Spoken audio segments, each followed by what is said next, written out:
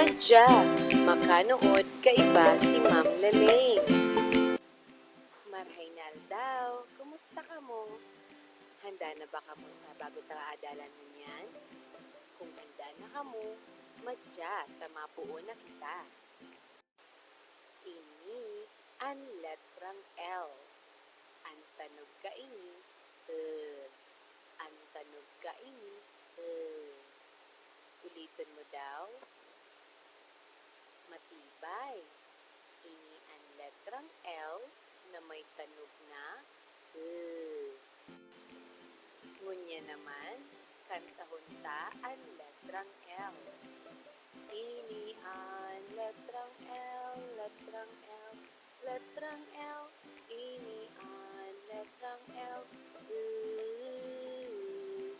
Sabayan daw nito ako.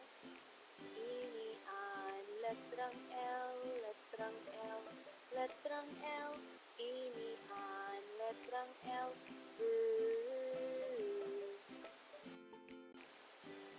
Ano-ano kaya ang mga bagay na nagbubuo sa letrang L? Ano ang apod kaini?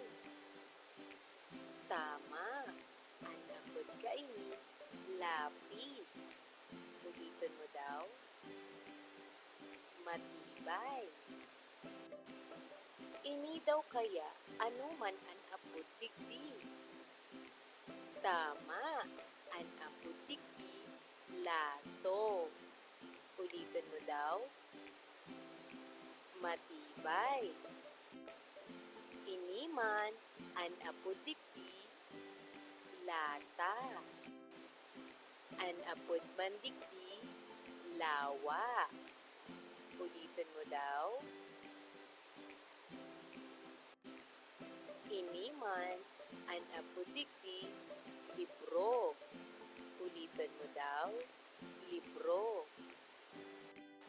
Ini daw kaya ano ang apod digdi? Tama, ang apod digdi, lima. Pahiling daw kan lima sa kamot.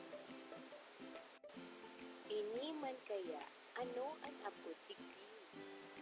Tama, ang apod digdi, litson.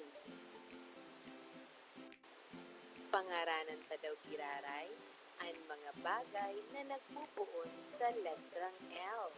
Igwakitang, lapis, laso, lata, litson, lima, libro, sakalawa. Ulitin mo daw. Matibay. Ngunya naman, adalan ta kung paano sinusurat ang letrang L. Arog ka ni sinusurat ang dakulang letrang L. Arog man ka ni sinusurat ang sagip na letrang L. Arugin mo daw, isurat sa turos ang letrang L. Sana dahol kang nanundan niyan. Salamat sa pagdalan at pagdangog. Paaram!